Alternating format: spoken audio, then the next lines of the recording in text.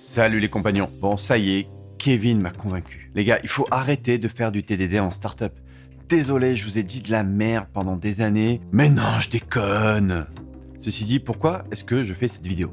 C'est grâce à Kevin. Il y a quelques mois, Kevin postait un message sur LinkedIn, comme il le dit lui-même, plutôt à contre-courant.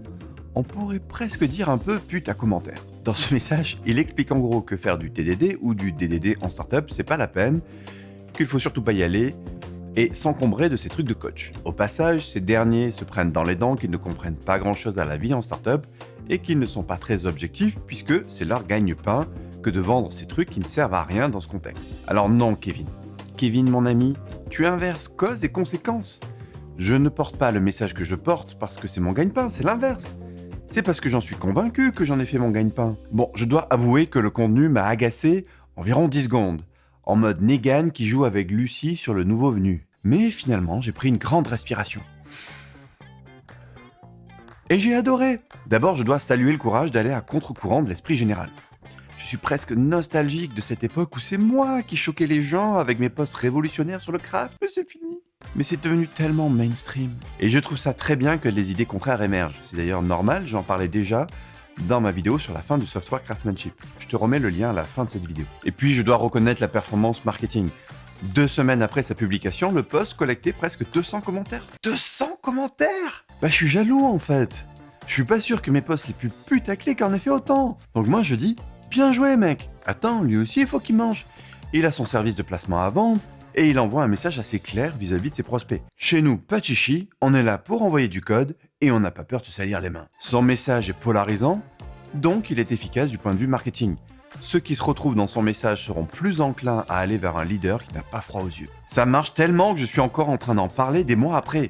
Non, vraiment. Bien joué, Kevin. Et puis, et non des moindres, j'ai eu envie de faire cette vidéo. Alors vraiment, merci, Kevin. Passons outre la revanche personnelle de Kevin sur les coachs. Visiblement, il a gardé les stigmates de certains ayatollahs du domaine. Ouais, je sais, Kevin. Je suis désolé, ça arrive. Au nom de toute la communauté, pardon. Mais rassure-toi, tu peux récupérer de ce traumatisme. Outre cet aspect personnel, j'aimerais reprendre les différents points. Mais avant ça, histoire de déminer l'argument du « non, mais tu comprends rien à la startup », j'aimerais rappeler que je suis dans l'écosystème des startups depuis plus de 22 ans, avant que le truc soit à la mode, quoi. Quand j'ai commencé, Kevin devait être en maternelle. Bon, ok, j'utilise des arguments d'autorité bâtard.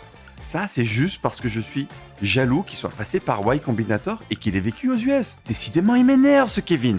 Mais bon, de là à choper le melon et expliquer à tout le monde qu'ils y comprennent rien, c'est pas très cool non plus, Kevin. Alors reprenons les points mentionnés dans le post. Premièrement, il nous dit « Vos utilisateurs s'en fichent de la qualité de votre code ». Alors là, je suis pas d'accord. Mais pas du tout. Bien sûr que les utilisateurs s'intéressent à la qualité du code. Indirectement. Parce que bien sûr qu'ils s'en foutent de ton code.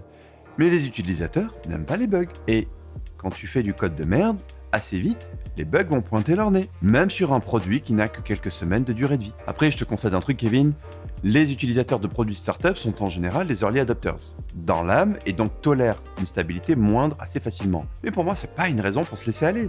De toute façon, plus tu attends pour faire les choses bien, et plus ça coûte cher de corriger le tir. Autant commencer dès le départ. Deuxième point, il nous dit vos investisseurs se moquent que vous fassiez du TDD. Là aussi, je suis pas d'accord. Ah oui, bien sûr qu'ils s'en foutent que tu fasses du TDD. Mais je doute qu'ils se moquent des bénéfices que ça va apporter. En général, les investisseurs aiment bien que les projets avancent vite et de manière prévisible, non ? Et gagner du temps, c'est exactement ce que m'apporte le TDD. Il nous dit aussi que faire du DDD ne transformera pas une app inutile en app utile. Alors sur ce point, je suis pas assez calé en DDD pour argumenter. Il me semble quand même que le DDD t'aide justement à faire le bon produit par rapport aux attentes du métier. Et comme ça évite de faire le mauvais produit. Quand même, tu gagnes du temps, de l'argent, des utilisateurs plus contents. Donc j'aurais tendance à dire que si, ça aide à faire une app plus utile. Mais je laisserai le soin aux autres de commenter ce point. Voyons maintenant ce qu'il nous suggère de faire au lieu de gaspiller de l'énergie sur ces trucs de coach. Il nous dit exécuter et avancer le plus vite possible. On est d'accord. Justement, ça tombe bien, le TDD m'aide à aller beaucoup plus vite. Pas juste plus vite, beaucoup plus vite. Je code moins, je code mieux.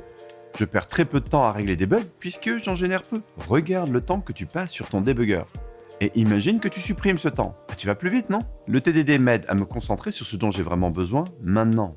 C'est une approche minimaliste du développement et rester léger, c'est exactement ce que tu cherches dans les débuts d'une startup. Conseil suivant, il nous dit tester des hypothèses et les valider le plus rapidement possible, même si c'est mal fait. Alors bon, là on revient au point précédent, le même si c'est mal fait, il apporte rien. Conseil suivant, montrer un produit à vos utilisateurs. On est d'accord, justement. Le TDD m'aide à sortir quelque chose d'utilisable plus vite, mais en découpant le logiciel par use case, donc je livre de la valeur dès le jour 1. Mettre dans les mains quelque chose que mon utilisateur peut tester pour me faire un retour dessus. On est d'accord que c'est ce que tu veux. Conseil suivant, ne pas avoir peur de changer d'avis, de supprimer et recommencer. On est d'accord encore une fois, peut-être d'ailleurs plus que jamais. Les tests me rassurent, surtout dans les changements radicaux qui seraient du suicide sans. Justement, supprimer le TDD me guide dans la conception et facilite la suppression de morceaux entiers de l'application grâce au découplage qu'il t'incite à faire. Donc c'est tout bénef. Conseil suivant, 99,9% des projets n'atterrissent pas là où ils avaient prévu d'aller. Surtout ne vous concentrez pas sur l'optimisation inutile. Encore une fois, on est d'accord, inutile d'optimiser plus tôt. Mais là, je sais pas si ça a quelque chose à voir avec le TDD ou le DDD. Au final, on est d'accord sur tout ce qu'on devrait faire et pas trop d'accord sur les raisons de ne pas faire du TDD ou du DDD. Donc j'en déduis que Kevin et moi n'avons clairement pas la même expérience de ce qu'est le TDD. Comment le mettre en œuvre et l'utiliser. Il le voit visiblement comme quelque chose de lourd qui ralentit, alors que je le vois comme un accélérateur incroyable. La conclusion pour moi revient à quelque chose que je dis souvent. Quand tu ne sais pas utiliser un outil, apprendre à s'en servir coûte.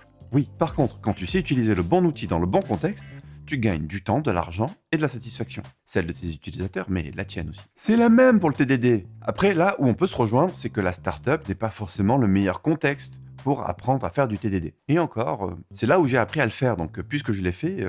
Du coup, je ne résiste pas à faire une petite page de pub pour le cursus artisan développeur. Comme le rappelle Kevin, le chevalier blanc, j'ai une famille à nourrir. Le cursus a pour but de t'aider à écrire du code durable. On fait une place importante au TDD, tu t'en doutes. Et si tu veux découvrir tout ça, clique sur le lien qui va bientôt apparaître ou dans la description. Encore merci Kevin pour ton post. Finalement, je note que c'est ce genre de post à contre-tendance et un brin provocateur qui marche le mieux. C'est inspirant, ça me donne des idées. Je t'avais promis de mettre le lien vers la vidéo, la fin du software craftsmanship.